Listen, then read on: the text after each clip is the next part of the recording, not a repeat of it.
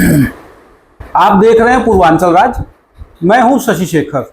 आज हम बात करेंगे अश्लीलता पे, भोजपुरी फिल्म इंडस्ट्री में फैल रही अश्लीलता पर। आज हम बात करेंगे आदर्श पत्रकार संघ के राष्ट्रीय अध्यक्ष कृष्णा पंडित से, जो कि पूर्वांचल राज्य अखबार के प्रधान संपादक हैं और पिछले 20 सालों से पत्रकारिता जगत में देश विदेश चहुओर इनके कलम की आवाज फैल रही है, जो कि लोगों की अंतरात्मा को स्पर्श करते हुए जन जागृति फैला रही है। आइए इनसे संक्षिप्त परिचय लेते हैं श्री कृष्णा पंडित जी से। सभी साथियों को मेरा स्नेह वंदन अभिनंदन है। मैं प्रणाम करता हूं काशी की धरती से। जी, आपसे एक सवाल है, भोजपुरी फिल्म इंडस्ट्री जो है इसमें अश्लीलता जो है वो कैसे बंद होगी, इस पे आपका क्या कहना है? देखिए, सबसे महत्वपूर्ण बात यह है कि भोजपुरी फिल्म इंडस्ट्री जहां अश्लीलता परोसी जा रही है, धड़ल्ले से खुले में एक नाबालिग से लेकर के एक बालिग से लेकर के एक उत्कृष्ट संस्थान से पैदा हुआ बच्चा, उत्कृष्ट समाज को एक उत्कृष्ट विचारधारा से पला हुआ बच्चा भी आज उस समाज में जाकर के खुद को इन्वॉल्व करके सिर्फ एक ही कारण है, पैसे की मद, पैसे की लालच और बुरी गतिविधियां जो आदमी को तुरंत अपनी तरफ क्या करती हैं, आकर्षित करती हैं। आज जिस तरीके से भोजपुरी इंडस्ट्री का चेहरा लोगों के बीच में जमा हुआ है, वो संस्कृति को पूरी तरीके से कुरेदने, रौंदने और कुचलने का कार्य कर रहा है। जहां हमारी मूवी क्या होती है, पिक्चर क्या होती है, ये हमारी संस्कृति को जीवंत करने के लिए एक दिशा देती हैं और हमारी संस्कृति की जितनी अच्छाइयां हैं, जो अच्छी अच्छी चीजें हैं, उनको एक माध्यम बनता है कि एक विजुअल के माध्यम से लोगों के बीच में जाए, लोग आनंद उठाए उस चीज का। लेकिन आज क्या हो रहा है वो अब जग जाहिर है। अभी आप बात किए फिल्मों की, भोजपुरी फिल्में भी बहुत अच्छी अच्छी बनती थी। एक दौर था जब नदिया के पार फिल्म बनी हुई थी, उस पे आप क्या कहेंगे?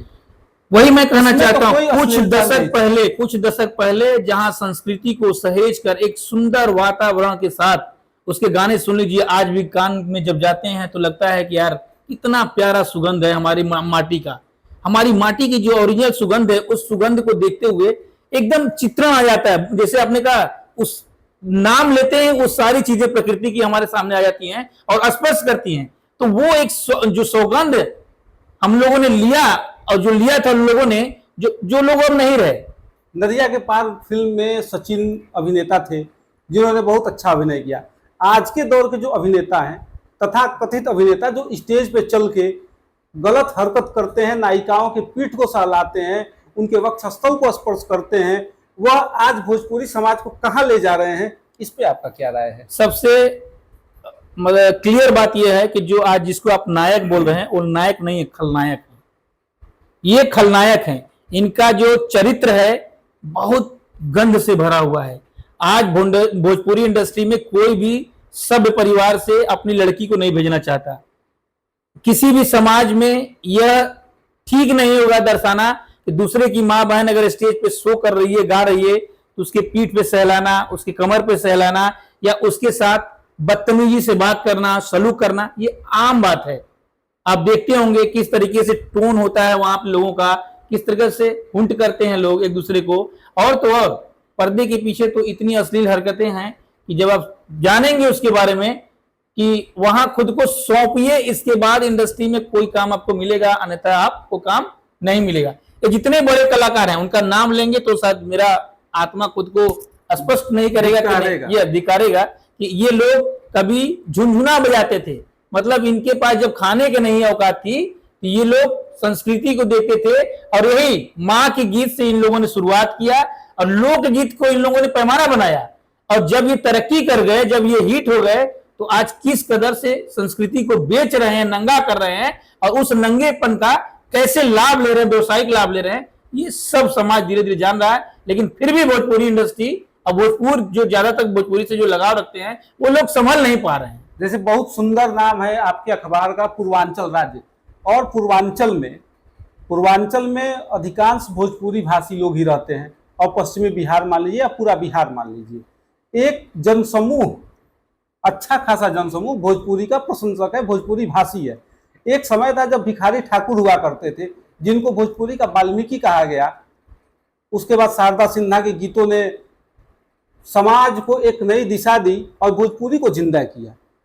अब इस पे आपका क्या कहना है? शारदा सिन्हा, भिखारी ठाकुर, ये ऐसे भरत नाम हैं, शर्मा, भरत शर्मा, ये ऐसे नाम हैं जिनका नाम लेने के बाद ना सम्मान महसूस होता है। आप सोचिए, वही ये जो आजकल गलत शब्द प्रयोग करना होगा क्योंकि वो शब्द ठीक नहीं है हम पत्रकारिता जगत में, ये जो आज संतुलन बनाकर चलने की कोशिश कर रहे हैं कि हम एक्टर भी हैं, हम गायक भी हैं और हम मतलब सब जगह हम हैं। पहले के समय में लौंडा नाच भी गांव में होता जी था। जी, बहुत खूब कहा होता था। आपने जी। लेकिन उस समय भी इतनी अश्लीलता नहीं थी। लौंडा नाच गांव के बाहर होता था, किसी शादी विवाह में होता था, गांव के सारे मर्द, बुजुर्ग महिलाएं उसको देखने जाती थी। लेकिन आज के समय में जो ये फोन आ गया, इंटरनेट आ गया, पश्चिमी सभ्यता इस पे मैं आपकी ध्यान आकर्षित करना चाहूंगा। लौंडा नाच ऑर्गेनाइज किया जाता था और एक सभ्यता के दायरे में लौंडा नाचता था। जो आज के ये लौंडे हैं, इनको लौंडा कहिए, मेरे शब्दों में इनको लौंडा कहिए। जो वही अभिनेता जानते हैं, जो खुद को अभिनेता बताते हैं, ये लौंडा है। इनकी हरकतें उससे भी खराब है। क्यों? क्योंकि एक उस लौंडा नाच में लौंडा का दायरा होता था। स्टेज के बाद वो कपड़ा बदल लेता था और स्टेज के बाहर निकलने के बाद वो समान तरीके से लोगों से बिहेव करता था और एक मर्यादित रूप से सिर्फ स्टेज पे ही लौंडा रहता था। लेकिन ये लौंडे, ये 24 घंटा लौंडा की जो हरकत है वो अपने अंदर रखे हुए हैं और कभी जाते हैं तो राजनीति के चेहरा बनने के लिए, देखिए, बेबाकी से दौड़ रहे हैं, कभी राजनेता बनना चाहते हैं। एक बहुत बड़ा प्रश्न होगा और विवादित प्रश्न भी हो सकता है, क्या आप भोजपुरी इंडस्ट्री को जो नई फिल्में आ रही हैं, जो स्टेज पर हरकत हो रही है, शरीर को दिखाया जा रहा है, अंग प्रदर्शन हो रहा है, क्या आप इसको मानते हैं कि ये विदेशी पोर्न इंडस्ट्री से कुछ इंस्पायर होकर ऐसा कर रहे हैं? उसका कंसर्न चाइल्ड कह लीजिए इनको। ये लोग करते क्या हैं, जैसे कोई नई चीजें विदेशी सभ्यता में आती हैं, अब उस विदेशी सभ्यता को देखने के बाद ये लोग क्या करते हैं, अपने माइंड में सेट कर लेते हैं कि कहां से इसको कट। देखिए, सब चोर हैं, कॉपी चोर हैं ये। हाँ, इनके पास कोई खुद का कंटेंट बता दीजिए, चाहे एक्टर हो, चाहे प्रोड्यूसर हो, चाहे डायरेक्टर, जितने स्क्रिप्ट राइटर हैं, सबको देखिए, सब कॉपी करते हैं। जैसे मैं एक गाना सुन रहा था जिसमें ये दे रहा था कि सैया हम आ रही है टेम्पू से, हम लगाए शैम्पू से, कुछ ऐसे करके था। और वही पंजाब इंडस्ट्री में आप जाइए तो वहां बोलता है कि मेरे हस्बैंड हेलीकॉप्टर से आएंगे और मुझे लेके जाएंगे। पंजाबी भाषा है, मुझे तो नहीं आता है। आज दोनों के आज कुछ अपना करना, खुद का क्रिएशन देना बहुत टफ है। ये लोग करते क्या, मैंने आपसे कहा ना, ये लोग दिन भर सर्च करते हैं कहाँ कोई नया चीज आ रहा है, उसकी कॉपी और डुप्लीकेसी करके कैसे इसको मार्केट में नंगा करके गंदे के रूप में गंदगी परोसना। भोजपुरी इंडस्ट्री आज के दिनों में, आप बता दीजिए, आपको याद हो तो बता दीजिए, कोई ऐसी पिक्चर का नाम बताइए जो नदिया के पार के बाद कोई ऐसी पिक्चर जो आपके दिमाग में घूम रहा हो। नहीं, अभी तक कोई हो तो बता दीजिए। जबकि पिक्चरें रोज रिलीज होती है, 10 रिलीज होती है, 100 रिलीज होती है, रोज आ रहे हैं। जैसे भरत शर्मा का एक गाना था, सुगना बोलेला तो बोलो ना प्रभु के बतिया। तो ये तो आज के समय में है ही नहीं। बिल्कुल सही कहा आपने। शारदा सिन्हा ने कितने अच्छे भजन गाए, भरत शर्मा ने निर्गुण गाए, गांव में चैता है, चैती है, कजरी है। अच्छा, कहाँ जा रहा है ये सब खत्म हो गया। ये सब खत्म होने का रीजन सिर्फ यही है कि भोजपुरी कंटेंट अपना जगह बना रहा है। तो जब किसी का जगह जाएगा तभी तो किसी का जगह आएगा। जी। जब दूसरे को आप हटाएंगे तभी तो वहां स्थापित होंगे।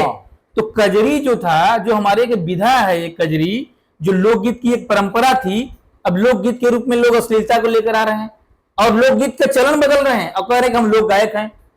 अंतर समझिए आप, मतलब लोक गायकी से वो लोग गायक बनते हैं, लेकिन यहाँ क्या कर रहे हैं, अश्लीलता का माध्यम बन करके और एक कहीं टच बना लिए लोकगीत का और खुद को लोक गायक आप साबित कर रहे हैं। तो जहां चीजें कुछ हटेंगी तभी दूसरी चीज आके वहां पे स्थापित होंगी। इन चीजें जिससे हमारी संस्कृति का एक विशेष महत्व था, भारत की संस्कृति, मतलब आप ये समझ लीजिए कि हमारी संस्कृति को अपनाने के लिए पश्चिमी सभ्यता ललायत है। भोजपुरी गानों में अब ये गाया जा रहा है कि देवरा ढोड़ी चटनावा, जिसका कोई मतलब नहीं है, जिसका कोई अर्थ नहीं है। यह तो शुद्ध रूप से हमारे उन युवाओं को बिगाड़ने का काम किया जा रहा है। इस पर आप क्या कहेंगे? देखिए, मैं बहुत विरोध करता हूं इसका। और आज जितने भी लोग हैं जो ये क्रिएट कर रहे हैं, 4-4 हजार 2-2 हजार में गाना बन जा रहा है। अश्लील गाने सोचिए 2000, एक वीडियो अगर सही से आप बनाएंगे तो 1000-2000 तो ऐसे ही खर्च हो जाते हैं। आप भी जानते हैं अगर इंडस्ट्री जुड़े हैं। लेकिन कैसा ये स्टूडियो बनाए हैं, किस तरह के इनके पास संसाधन है कि 2000 में इनका गाना तैयार हो जा रहा है। शूट भी कर ले रहे हैं, एडिट भी कर ले रहे हैं, परफॉर्म भी कर ले रहे हैं और क्या कर रहे हैं, सामने परोस भी दे रहे हैं। तो क्या रीजन है? कलाकार को पैसे नहीं देते, अश्लीलता फैलाने में एक नंबर है वो लोग। और सारे लोग उसी तरीके के ना, जिस वातावरण में आप पड़े बड़े रहेंगे उसी तरह की चीज देंगे ना। तो सारे लोग, चाहे एक्टर हो जाए चाहे एक्ट्रेस जो पैदा हो रही है, सबकी मिली भगत से अश्लीलता फैलाई जा रही है। और ये पूरी भोजपुरी इंडस्ट्री, पता नहीं कौन सा सेंसर बोर्ड है इनका, कैसे पारित कर देता है। कहने का मतलब है कि इनका कोई सेंसर बोर्ड है कुछ नहीं है। अगर सेंसर बोर्ड है तो वो बिकाऊ सेंसर बोर्ड कोई है। मतलब नहीं उसका। मैं मानता हूं कि कोई सेंसर बोर्ड नहीं है, ये सब सिर्फ भड़वे हैं और दलाल हैं जो नंगा नाच और गंदगी को परोस रहे हैं, जिनका प्रतिकार खुले में आम आदमी को करना होगा और आकर के विरोध करना होगा। तब इनको इनकी औकात समझ में आएगी और फिर इनके 2 दिन याद आएंगे जब 100 रुपए के लिए घंटों नाचा करते थे रोड पे दुपट्टा पहनकर।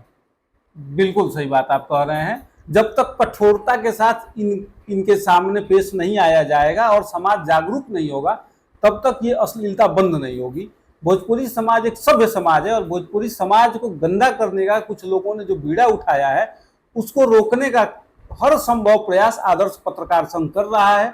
और इसकी मुहिम और इसके लिए हर संभव प्रयास हमारे वरिष्ठ पत्रकार, संपादक, कलम के सिपाही, क्रांतिकारी कृष्णा पंडित जी कर रहे हैं।